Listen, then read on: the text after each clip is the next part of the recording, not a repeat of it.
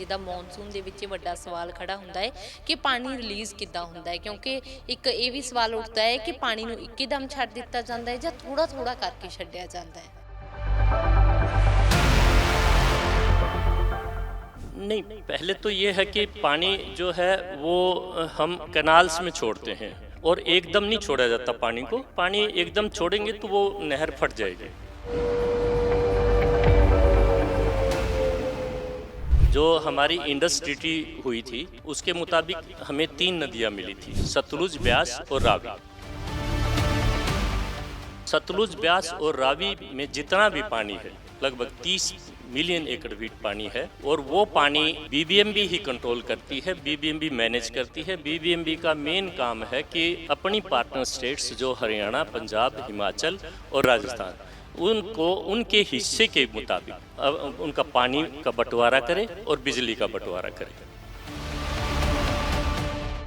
कि एक डब्बा ले लीजिए, 1 फीट लंबा, 1 फीट ऊंचा, 1 फीट गहरा। उस डब्बे में लगभग 28 लीटर पानी आता है, 28.17 आता है। उतना पानी 1 सेकंड में वहाँ से अगर गुजर जाता है तो उसको Q6 बोलते हैं।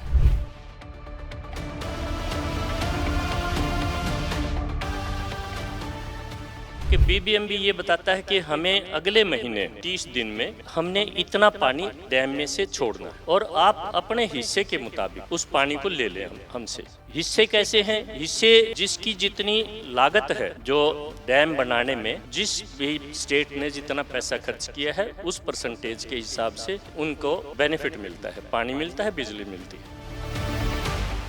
इस साल में अगर वो लेवल वही पुराने वाले होते तो शायद इतना नुकसान नहीं होता, क्योंकि इसमें डैम में ज़्यादा पानी इकट्ठा किया जा सकता था।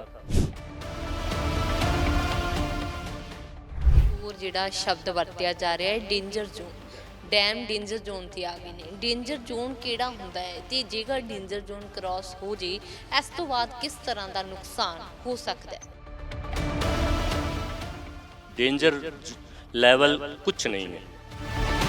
भाखड़ा और जो पोंग में या किसी भी डैम में कोई डेंजर लेवल नहीं होता, क्योंकि अभी तो न्यूज़ पढ़ के कई बार तो ऐसा लगता है कि देखो कैसे न्यूज़ में लिख दिया कि डेंजर लेवल से 2 फुट ऊपर चला गया है। फिर वो डेंजर लेवल कहाँ रहा? तो 1700 फीट मैं उस वक्त का हूँ जब जिन लोगों ने भाखड़ा डैम को बनाया था उन इंजीनियर्स से मैंने बात की थी, तो उन्होंने कहा था कि ये डैम टूट नहीं सकता, इसके ऊपर से पानी चला जाएगा लेकिन टूटेगा नहीं। लेकिन ऊपर से जाने में क्या होगा कि नीचे पावर हाउस बने हुए हैं, उनको वो डैमेज हो जाएंगे, डैम नहीं टूटेगा। कितनी बारिशें आएंगी, बारिश अगर नहीं आती हैं तो आप उसको जो है ना मेंटेन कर सकते हो, नहीं तो पानी को छोड़ सकते हो। अगर और फोरकास्ट आती है, आजकल तो रियल टाइम डाटा आया हुआ है कि हमें ये पता लग जाता है कि जो हमारे कैचमेंट एरिया में जब वो पानी आता है, बारिश आती है, तो वो इतने घंटे बाद भाखड़ा में पहुँचेगा या पोंग डैम में पहुँचेगा। ਜਦੋਂ ਮੌਨਸੂਨ ਆਉਂਦਾ ਹੈ, ਜਿਸ ਤਰ੍ਹਾਂ ਇਸ ਸਮੇਂ ਪੰਜਾਬ 'ਚ ਸਥਿਤੀ ਹੈ, ਫਲੱਡਡ ਹੋ ਚੁੱਕਿਆ ਹੈ ਬਹੁਤ ਸਾਰਾ ਏਰੀਆ, ਤਾਂ ਕੀ ਤਿਆਰੀਆਂ ਹੁੰਦੀਆਂ ਨੇ ਕਿ ਲੋਕਾਂ ਨੂੰ ਜ਼ਿਆਦਾ ਨੁਕਸਾਨ ਨਾ ਪਹੁੰਚੇ, ਕਿਉਂਕਿ ਉਹ ਪਹਿਲਾਂ ਹੀ ਹੜ੍ਹਾਂ ਦੀ ਮਾਰ ਚੱਲ ਰਹੇ ਹੁੰਦੇ ਨੇ? बीबीएमबी अपनी पूरी तैयारी करता है, जो मैंने देखा है 26-27 साल में। यहाँ पर रेगुलर मेंटेनेंस होती है हर इक्विपमेंट की, हर चीज़ को चेक किया जाता है। मॉनसून से पहले बहुत इंटेंसिव जो है वो तैयारियाँ चलती हैं, हर चीज़ को टेस्ट किया जाता है। ये तो चलता रहेगा, इसके बगैर तो चल ही नहीं सकता।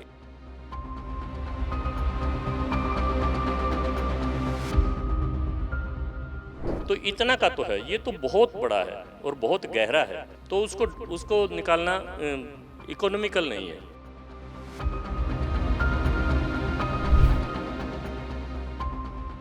ਡੈਮਸ ਦੀ ਇਸ ਸਮੇਂ ਹੈਲਥ ਕਿਸ ਤਰ੍ਹਾਂ ਦੀ ਹੈਗੀ, ਕਿਉਂਕਿ ਲੰਬੇ ਸਮੇਂ ਤੋਂ ਬਣੇ ਹੋਏ ਨੇ? एक मोटी बात है कि जो कंक्रीट, सीमेंट, स्टील पानी के कांटेक्ट में रहेगा वो वज्र हो जाता है।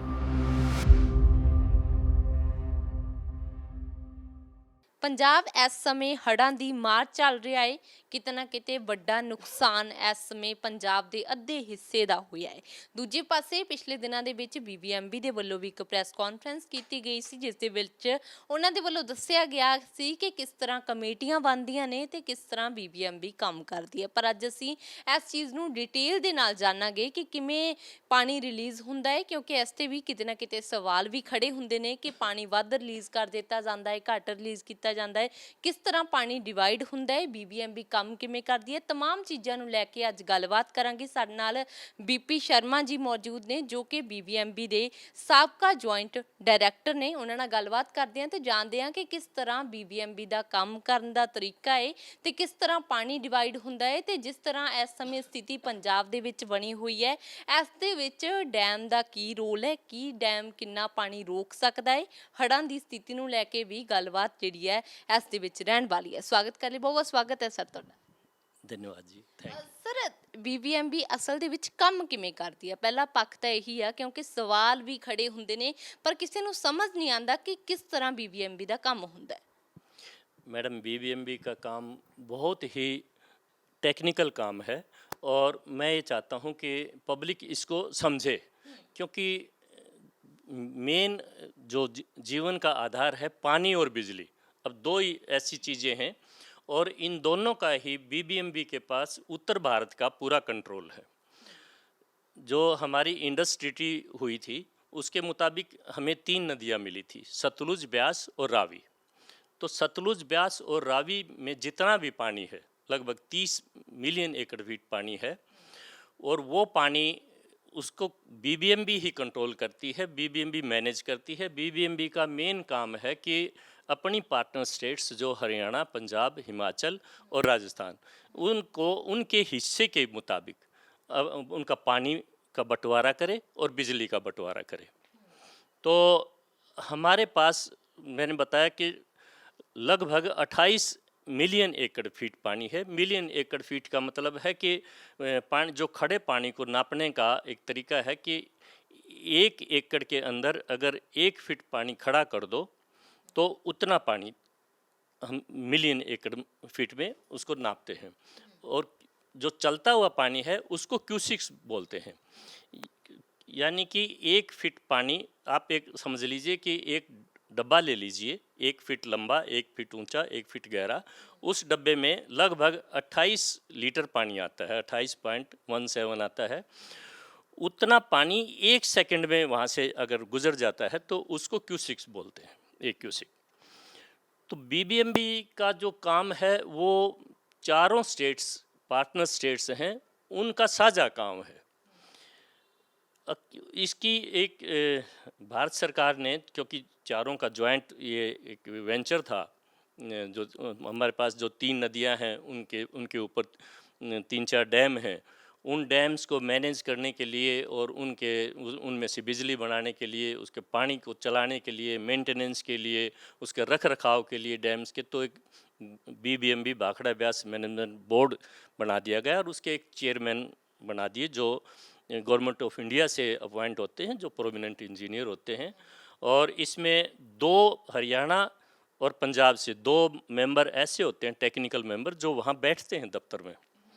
बाकी 4 मेंबर होते हैं जो एक पंजाब से, हरियाणा से, हिमाचल से, राजस्थान से, जो उनके जो आईएएस ऑफिसर होते हैं, जो सेक्रेटरी या कमिश्नर जो सिंचाई और उसके बिजली के, वो हमारे एक्स ऑफिसियो मेंबर होते हैं। और एक हमारे मेंबर हैं बीबीएमबी के इंडस कमिश्नर, जो भी होंगे वो बीबीएमबी बोर्ड के मेंबर होंगे। और एक जॉइंट सेक्रेटरी होते हैं मिनिस्ट्री ऑफ पावर के। तो ऐसे 9 मेंबर का एक बोर्ड है। ये तो पूरा बोर्ड हो गया बड़े बड़े डिसीजन लेने का।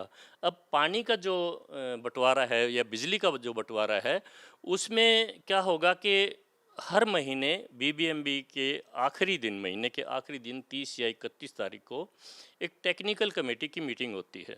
उसमें चारों स्टेट्स के बिजली और पानी के इंजीनियर्स आते हैं, चीफ इंजीनियर लेवल के आदमी होते हैं, बाकी उनके साथ भी जो दूसरे छोटे अफसर आते हैं।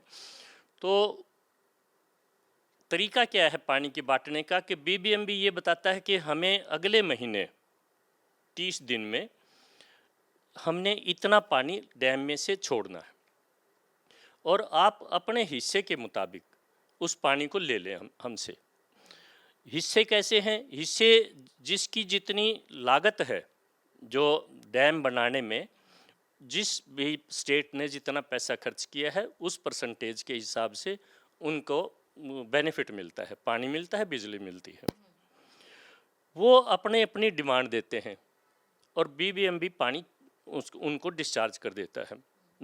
जो यहाँ से तो नंगल डैम से आगे नंगल हाइडल चैनल में चला जाता है, जिसको भाखड़ा मेन लाइन भी बोलते हैं।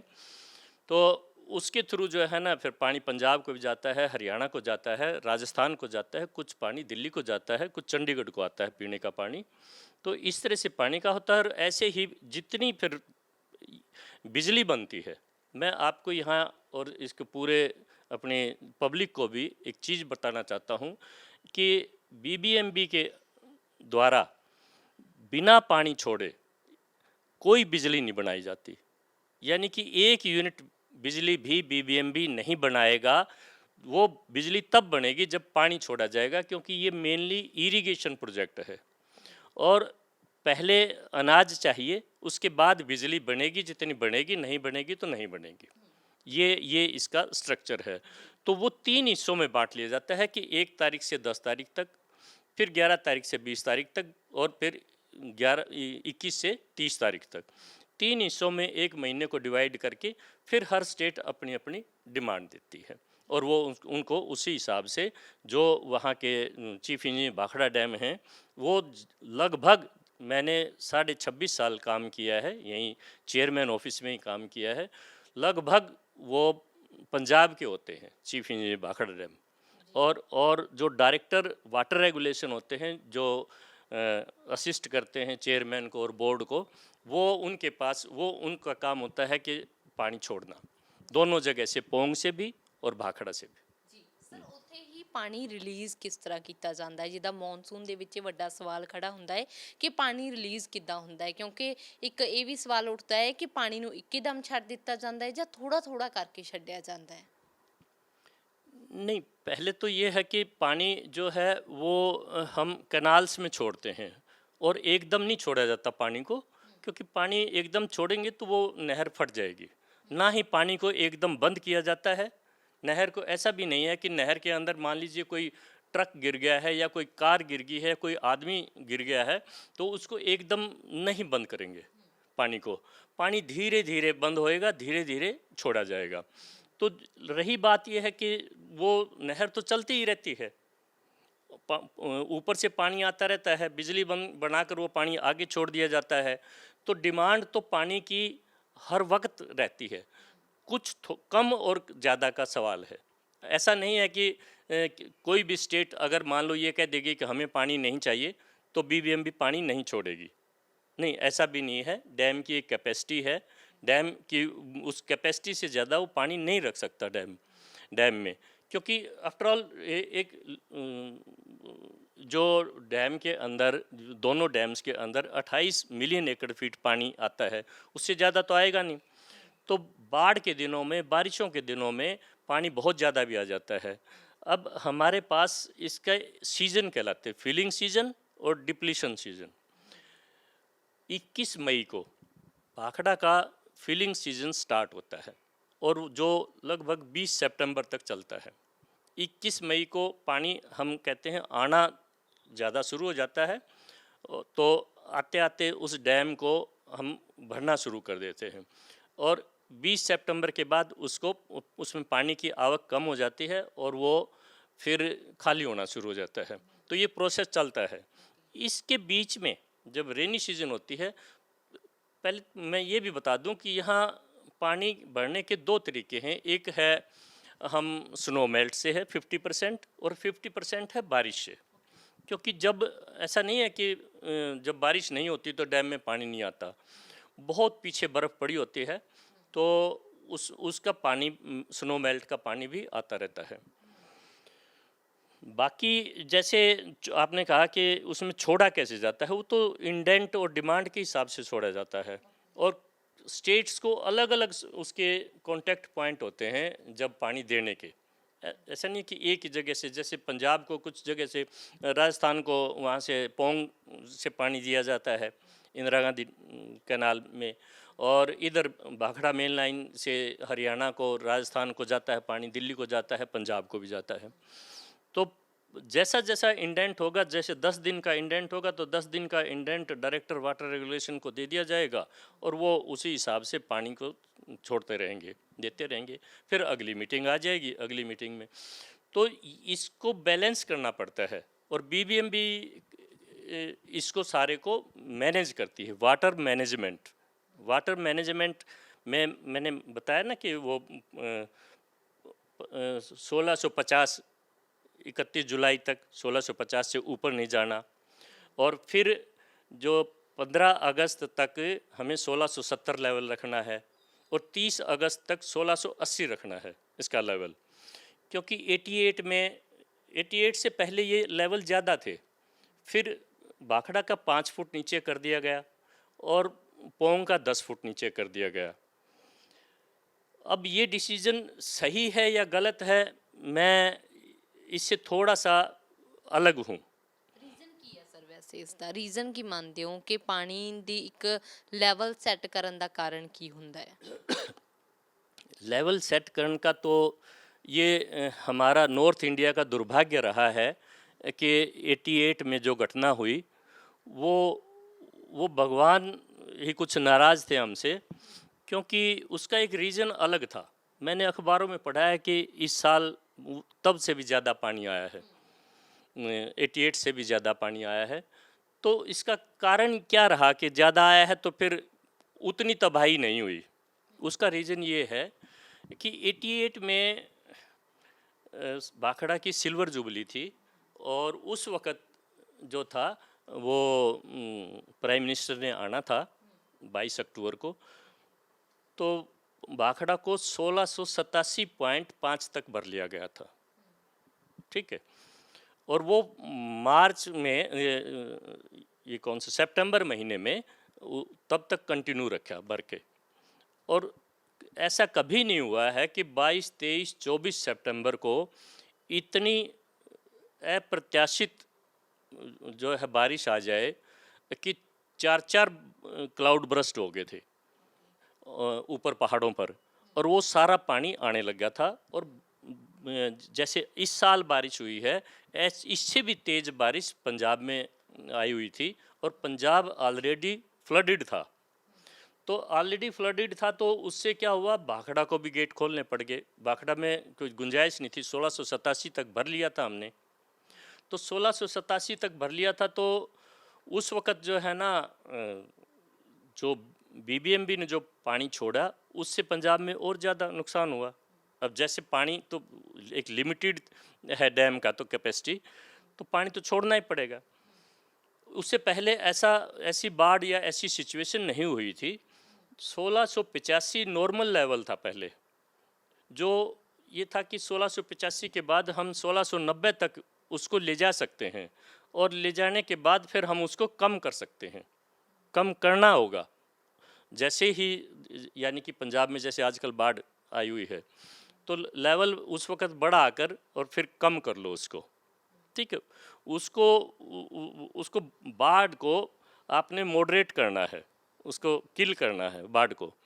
तो अगर, क्योंकि ये मल्टीपर्पज़ डैम है ना, इसका एक पर्पज़ ये भी है कि बाढ़ को मिटिगेट करना, दूसरा इरिगेशन के लिए पानी देना, तीसरा बिजली बनाना, फिर चौथा इसका मछली पालन का भी है, बहुत फिशरीज़ का भी इसमें काफ़ी वो है। तो उस वक़्त चूँकि गुंजाइश नहीं थी ऊपर लेवल ले जाने की, लेकिन देखो उस वक़्त जो कुछ हुआ उसका मैं चश्मदीद गवाह हूँ। मैं 88 में बीबीएमबी में उस वक़्त पब्लिक रिलेशन ऑफिसर था, पीआरओ था। तो हुआ क्या था कि वो नीचे आ जाना चाहिए था पहले, लेकिन चलो दुर्भाग्य था, नहीं हुआ।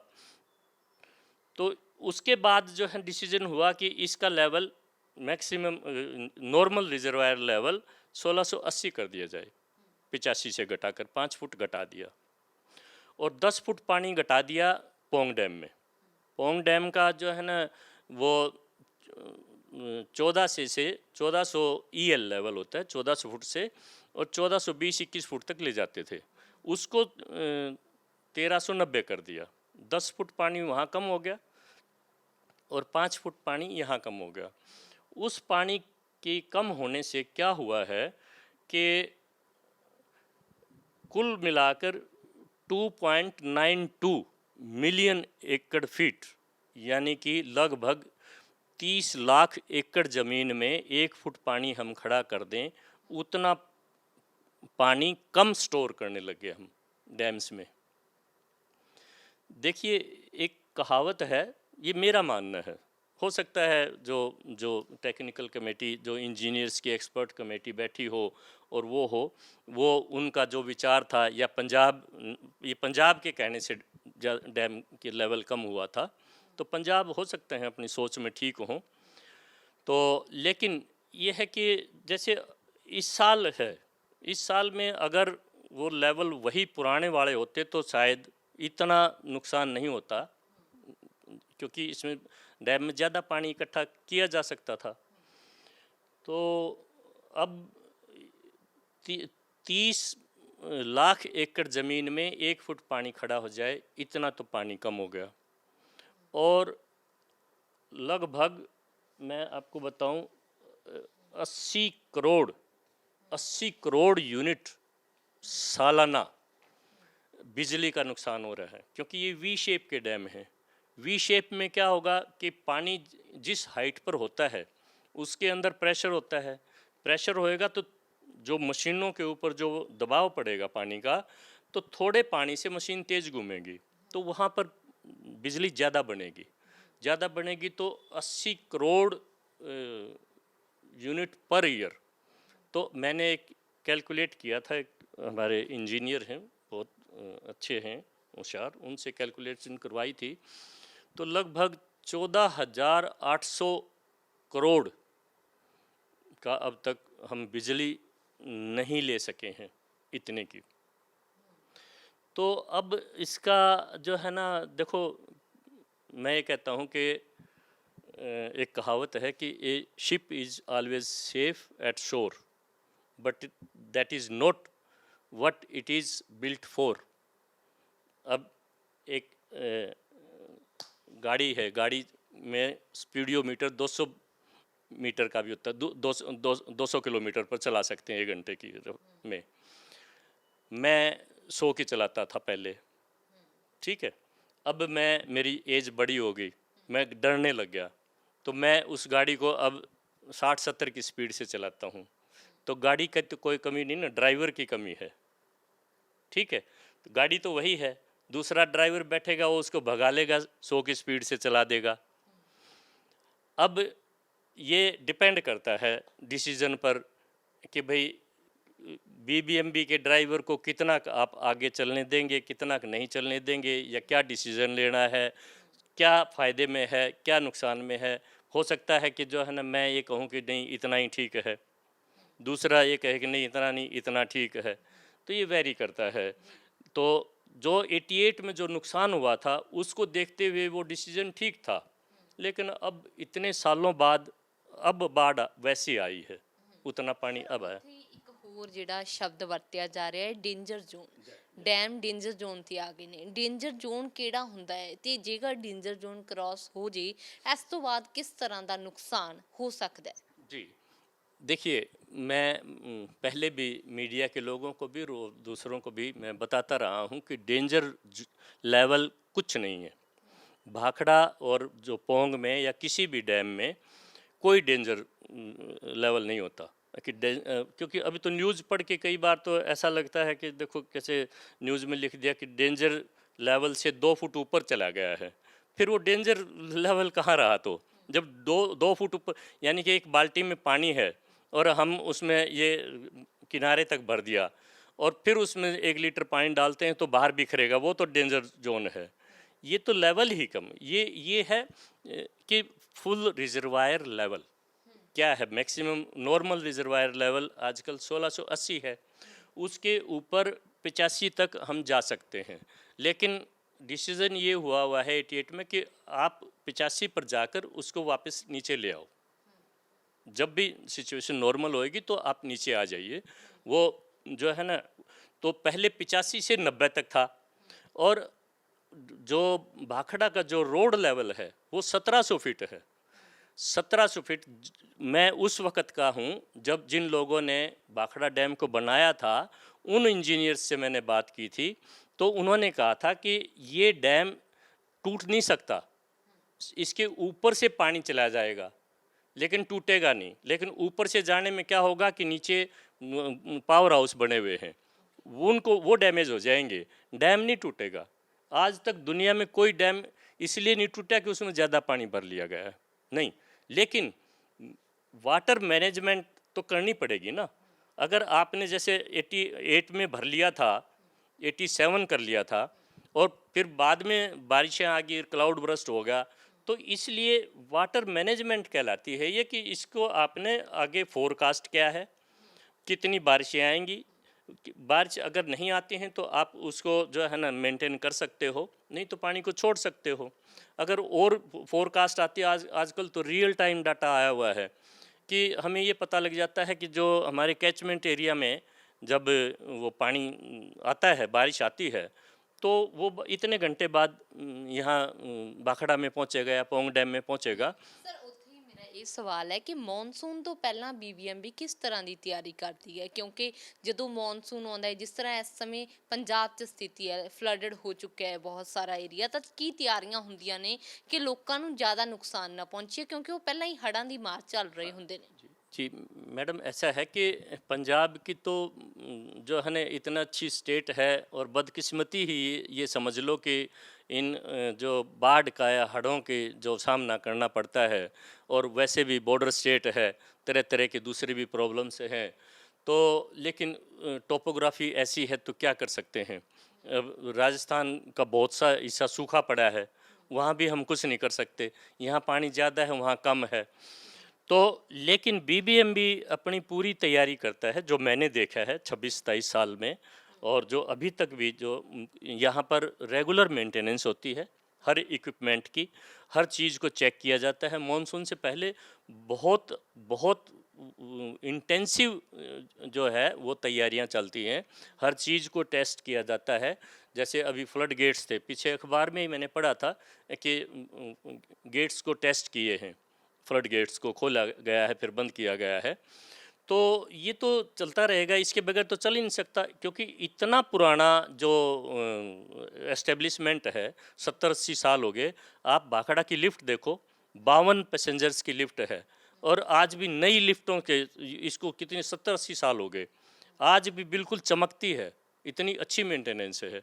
तो मेंटेनेंस के हिसाब से तो जो है ना बीबीएमबी पार एक्सीलेंस है। ਜੀ ਉੱਥੇ ਇੱਕ ਹੋਰ ਸਵਾਲ ਉੱਠਦਾ ਕਿ ਕਲੀਨਿੰਗ ਹੁੰਦੀ ਹੈ ਡੈਮਸ ਦੀ, ਕਲੀਨ ਕੀਤਾ ਜਾਂਦਾ ਹੈ ਡੈਮਸ ਨੂੰ? नहीं, क्लीनिंग का आपका मतलब डैम की बॉडी या रिजर्वायर,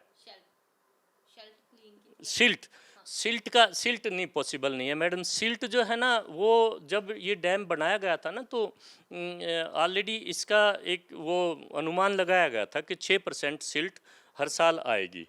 लेकिन पहाड़ों पर ज़्यादा बारिश है, इरोजन है, कुछ एनवायरनमेंट की प्रॉब्लम्स हैं, तो उनके हिसाब से अब तो 25% सिल्ट आ गई। तो सिल्ट जो है वो निकालना पॉसिबल नहीं है, वो तो बहुत बड़ा टास्क है, बहुत बड़ा। यानी कि उसमें फ़ायदा कम है और ख़र्चा ज़्यादा लगेगा, और इतनी मिट्टी पीछे यहाँ नहीं है, डैम के पास सिल्ट नहीं है। सिल्ट है वहाँ बिलासपुर के पास पीछे, क्योंकि 70-80 किलोमीटर दूर है अभी वहाँ, यहाँ तक तो पानी आते आते सेटल हो जाता है, वो सिल्ट भी पीछे ही सेटल हो जाती है। तो उस सिल्ट को निकालना पॉसिबल नहीं है और वायबल भी नहीं है।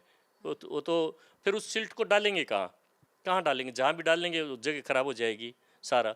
तो किसी भी डैम में सिल्ट निकालने की प्रोविज़न नहीं होती। रन ऑफ द रिवर जैसे होता है हमारा जो वो बीएसएल प्रोजेक्ट है, ब्यास सतलुज लिंक, वहाँ भी सिल्ट आती है पंडो से जो टनल में, तो वहाँ हमारा एक वो बैलेंसिंग रिजर्वायर है सुंदरनगर में, उस रिजर्वायर से हम डीसिल्टिंग करते हैं, क्योंकि रिजर्वायर को तो मेंटेन करना पड़ता है ना, वो एक बैलेंसिंग रिजर्वायर है, तो उसकी डीसिल्टिंग तो पॉसिबल है। वो तो कुछ लगभग पक्का नहीं है, 100 एकड़ का वो होगा बस, तो इतना का तो है। ये तो बहुत बड़ा है और बहुत गहरा है, तो उसको उसको निकालना इकोनॉमिकल नहीं है। ਸਰ ਪ੍ਰੈਜ਼ੈਂਟਲੀ ਹੈਲਥ ਦੀ ਗੱਲ ਕਰੀਏ ਤਾਂ ਡੈਮਸ ਦੀ ਇਸ ਸਮੇਂ ਹੈਲਥ ਕਿਸ ਤਰ੍ਹਾਂ ਦੀ ਹੈਗੀ, ਕਿਉਂਕਿ ਲੰਬੇ ਸਮੇਂ ਤੋਂ ਬਣੇ ਹੋਏ ਨੇ। मैडम जो भी चीज़, एक मोटी बात है कि जो कंक्रीट, सीमेंट और स्टील पानी के कांटेक्ट में रहेगा वो वज्र हो जाता है। तो डैम की हेल्थ तो देखो, अब प्रकृति का ही कोई जो है ना प्रकोप आ जाए तो दूसरी बात है। डैम तो बहुत मजबूत है, डैम को कुछ नहीं होने वाला। डैम तो इवन आप ये देखो, आज आज के ही पेपर में है कि एक मिट्टी के डैम जो बनाए हुए थे, वो बाढ़ उनको भी नहीं तोड़ सकी। तो ये तो स्टेट ग्रेविटी डैम है, इसमें तो इतनी सीमेंट लगी हुई है कि पूरे ग्लोब के चारों तरफ, पूरी पृथ्वी के चारों तरफ 8 फीट चौड़ी सड़क बन सकती है, इतनी सीमेंट लगी है इसमें। तो ਸਰ ਉੱਥੇ ਜਿਹੜੇ ਹਾਲਾਤਾਂ ਦੇ ਵਿੱਚ ਇਸ ਸਮੇਂ ਪੰਜਾਬ ਦੇ ਲੋਕ ਹੈਗੇ ਆ, ਕਿਤੇ ਨਾ ਕਿਤੇ ਪਾਣੀ ਇਹਨਾਂ ਹਾਲਾਤਾਂ 'ਚ ਵੀ ਰਿਲੀਜ਼ ਕੀਤਾ ਗਿਆ ਸੀ, ਜਿਸ ਤੋਂ ਬਾਅਦ ਇੱਕ ਵਿਰੋਧ ਹੋਇਆ ਸੀ BBMB ਦਾ ਕਿ ਪਾਣੀ ਕਿਉਂ ਰਿਲੀਜ਼ ਕੀਤਾ ਜਾ ਰਿਹਾ ਸੀ, ਪਹਿਲਾਂ ਹੀ ਹੜ੍ਹਾਂ ਦੇ ਮਾਰੇ ਆ। ਤਾਂ ਉਸ ਦੇ ਵਿੱਚ ਕੀ ਕੀ ਮਜਬੂਰੀਆਂ ਬਣ ਜਾਂਦੀਆਂ ਨੇ ਕਿ BBMB ਨੂੰ ਹੜ੍ਹ ਦੇ ਮੌਕੇ 'ਤੇ ਵੀ ਜਿਹੜਾ ਇਹ ਪਾਣੀ ਰਿਲੀਜ਼ ਕਰਨਾ ਪੈਂਦਾ ਉਹਨਾਂ ਇਲਾਕਿਆਂ 'ਚ। देखो मैडम BBMB का अपना डिसीजन कुछ नहीं होता। BBMB तो जो गाइडलाइंस मिली हुई हैं स्टेट्स के द्वारा, स्टेट्स ने ये गाइडलाइंस फिक्स की हुई हैं, उसी के मुताबिक चलते हैं। और जो पानी का रिलीज जो करते हैं उसमें कितना पानी छोड़ना है, हर टेक्निकल कमेटी की मीटिंग में हर स्टेट का चीफ इंजीनियर बैठा होता है, तो वो बोलते हैं कि हाँ छोड़ दो। अब देखो ये तो ऐसा नहीं है, कुछ एक चीज़ें जो है ना, मैंने देखा है कि मीडिया में भी आ जाती हैं और दूसरे लोग भी बोल देते हैं, लेकिन ऐसा नहीं है। BBMB साफ़ सुथरी ऑर्गेनाइजेशन है और वो किसी जानबूझ के क्यों छोड़ेगी, मतलब क्यों जानबूझ के पानी छोड़ेगी? नहीं, ये ऐसा पॉसिबल नहीं है। ना तो वो जानबूझ के पानी छोड़ सकती है, ना ही वो पानी को रोक सकती है, और ना ही वो किसी को एक बाल्टी पानी भी एक्सेस दे सकती है। BBMB का इतना टेक्निकल यानी कि मामला है कि अपनी मर्जी से, मान लीजिए अगर ये कहें कि भाई किसी के पक्षपात कर दिया, किसी को नुकसान कर दिया या किसी को फ़ायदा कर दिया, नो, नॉट पॉसिबल। आप जो है ना जगह जगह पर, कहीं पंजाब का ऑफिसर लगा है, कहीं हरियाणा का लगा है, कहीं हिमाचल का लगा है, कहीं राजस्थान का लगा है। सेक्रेटरी अब राजस्थान के बैठे हैं, तो क्या वो राजस्थान को पानी दे देंगे? मिस्टर सिंह मार हैं, बड़े 20 साल से यहाँ बोर्ड ऑफिस में बैठे हैं, अब सेक्रेटरी हैं, तो वो एक बूंद पानी नहीं दे सकते। जो वहाँ के चीफ इंजीनियर होते हैं पोंग डैम के, वो राजस्थान के होते हैं लगभग, तो राजस्थान को पानी दे देंगे ज़्यादा? पहली बात तो ज़्यादा दे ही नहीं सकते, चलेगा ही नहीं। नहर की कैपेसिटी होती है, जैसे अपना ये भाखड़ा मेन लाइन है, इसमें अगर 10,500-11 हज़ार क्यूसेक पानी चलता है, तो अपना इंडेंट ही पूरा नहीं होता, फालतू पानी कहाँ से दे देंगे? तो कोई पक्षपात का गुंजाइश ही नहीं है। अगर कोई चाहे भी ना तो भी नहीं कर सकता, उसको उसी वक्त 1 सेकंड में अगला आदमी पकड़ लेगा कि जी ये आप क्या कर रहे हो। यानी कि ऑर्डर देंगे तो वो डायरेक्टर वाटर रेगुलेशन है, मान लीजिए आप पंजाब का कहना चाहते होंगे कि पंजाब को फ़ायदा दे दे या हरियाणा को फ़ायदा दे दे। हरियाणा को फ़ायदा दे देंगे तो पंजाब के चीफ इंजीनियर बैठे हैं भाखड़ा डैम पर, तो वो बैठे हैं, पानी उनके अंडर में डायरेक्टर वाटर रेगुलेशन है, कैसे दे देंगे? नहीं दे सकते। और फिर ये तो धांधली मच जाएगी, ये तो हर रोज़ होएगा। नहीं, ऐसा मैंने कभी नहीं सुना, देखा भी नहीं। मैं उनके मेरा जो कमरा था वो भी चेयरमैन, मेंबर, सेक्रेटरी और उन्हीं के बीच में ही था, और दिन रात मैं तो आगे स्पोक्स पर्सन रहा हूँ 26.5 साल BBMB का, तो मुझे तो चीज़ों का पता है। तो और फिर दूसरा, यूपी का आदमी आकर यहाँ क्यों करेगा? ज़्यादातर यूपी से आए हैं या मिलिट्री से आए हैं चेयरमैन, तो वो क्यों करेंगे, किस लिए करेंगे? तो नहीं, ऐसा नहीं है। लेकिन ये है कि भाई अब क्या कर सकते हैं, अगर कोई कहता है तो फिर सुननी भी पड़ेगी। ये भी एक उसका पार्ट है सर्विस का, ठीक है ना। कई बार चीज़ें दूसरा रूप ले लेती हैं, दूसरे रूप में फिर कई बार फ़ायदा होता है, कई बार नुकसान होता है। तो ये बदल जाएंगे 2 साल बाद, फिर दूसरे आएंगे, नए आएंगे। क्योंकि मैंने ये देखा है कि इस बीबीएमबी का इतना टेक्निकल काम है, इतना टेक्निकल काम है कि कोई भी हर आदमी अपने उनसे बंधा हुआ है।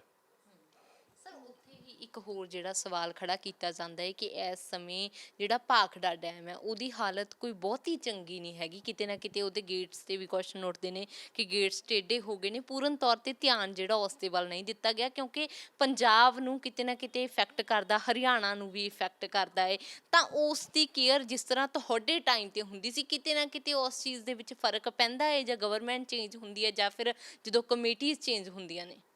नहीं मैडम, मुझे नहीं पता कि मैं इसका जवाब नहीं दे सकता कि कोई गेट में कोई दिक्कत है या कोई है। अगर होगी तो वो ठीक कर लेते हैं उसी वक्त, लेकिन ऐसा कुछ नहीं है कि भाई जो है ना कोई कोई ऐसी दिक्कत आई हो डैम में। क्योंकि डैम तो एक तो बहुत मोटा मोटा स्ट्रक्चर है, सभी 50 बाई 50 फुट का एक गेट है, 48.5 फुट बाई 48.5 फुट है एक गेट। तो 4 गेट हैं फ्लड गेट्स, 16 गेट हैं जो नीचे इरिगेशन आउटलेट्स के। तो ऐसा कुछ नहीं है, पक्का सीमेंट का चीज़ है, उसमें से मशीनें लगी हुई हैं, तो छोटी मोटी प्रॉब्लम्स तो आती ही रहती हैं, वो ठीक कर ली होंगी। तो या अभी भी कोई होगी तो कर लेंगे। तो स्ट्रक्चर की और रही बात पुराना होने की, तो पुराने तो डैम का तो 400 साल के लिए बनाया गया था, 400 ईयर्स के लिए। तो अभी तो इसको जो है ना 70 साल हुए, 70-75 साल हुए हैं, कुछ नहीं बिगड़ेगा। ये तो इतना मजबूत स्ट्रक्चर है कि कुछ भी नहीं होगा। हाँ, उसका कोई पार्ट घिस सकता है, कोई टूट सकता है, कोई उसको बदल देंगे। हाँ, मेंटेनेंस चलती रहती है। ਜੀ ਬਹੁਤ ਧੰਨਵਾਦ ਤੁਹਾਡਾ। ਤਾਂ ਬਿਲਕੁਲ ਕਹਿ ਸਕਦੇ ਹਾਂ ਕਿ ਇੱਥੇ ਕਾਫੀ ਚੀਜ਼ਾਂ ਜਿਹੜੀਆਂ ਅੱਜ ਕਲੀਅਰ ਹੋ ਗਈਆਂ ਨੇ। ਇੱਕ ਤਾਂ ਜੋ ਬਾਰ-ਬਾਰ ਕਿਹਾ ਜਾਂਦਾ ਹੈ ਕਿ ਪੱਖਪਾਤ ਬੀਬੀਐਮਬੀ ਦੇ ਵੱਲੋਂ ਕੀਤਾ ਜਾਂਦਾ ਹੈ, ਕਿਤੇ ਨਾ ਕਿਤੇ ਉਹ ਸਾਫ਼ ਹੋ ਚੁੱਕਿਆ ਹੈ ਕਿ ਕੋਈ ਪੱਖਪਾਤ ਜਿਹੜਾ ਹੈ ਉਹ ਬੀਬੀਐਮਬੀ ਕਰ ਹੀ ਨਹੀਂ ਸਕਦੀ ਕਿਉਂਕਿ ਵੱਖ-ਵੱਖ ਤਰੀਕੇ ਦੇ ਨਾਲ ਹਰ ਰਾਜ ਦੇ ਉੱਥੇ ਬੰਦੇ ਨੇ ਆਪਣਾ-ਆਪਣਾ ਪੱਖ ਰੱਖਦੇ ਨੇ। ਤੇ ਦੂਜੇ ਪਾਸੇ ਜੋ ਰਿਲੀਜ਼ ਦੀ ਗੱਲ ਸੀ ਕਿ ਕਿਸ ਤਰ੍ਹਾਂ ਪਾਣੀ ਰਿਲੀਜ਼ ਕੀਤਾ ਜਾਂਦਾ ਹੈ, ਕਿੰਨਾ ਕੀਤਾ ਜਾਂਦਾ ਹੈ, तमाम ਚੀਜ਼ਾਂ ਨੂੰ ਲੈ ਕੇ ਜਿਹੜੀ ਜਾਣਕਾਰੀ ਤੁਹਾਡੇ ਨਾਲ ਸਾਂਝੀ ਕੀਤੀ ਹੈ। ਉਮੀਦ ਕਰਦੇ ਹਾਂ ਕਿ ਜਾਣਕਾਰੀ ਕਿਤੇ ਨਾ ਕਿਤੇ ਉਹਨਾਂ ਲੋਕਾਂ ਦੇ ਜ਼ਰੂਰ ਕੰਮ ਆਵੇਗੀ ਜੋ ਲਗਾਤਾਰ ਇਹਨਾਂ ਚੀਜ਼ਾਂ ਨੂੰ ਲੈ ਕੇ ਸਵਾਲ ਖੜੇ ਕਰਦੇ ਰਹਿੰਦੇ ਨੇ। ਵੀਡੀਓ ਜਰਨਲਿਸਟ ਲਾਲਤਾ ਪ੍ਰਸਾਦ ਦੇ ਨਾਲ ਇੰਦਰ ਸਿੱਧੂ, ABP ਸਾਂਝਾ, ਚੰਡੀਗੜ੍ਹ।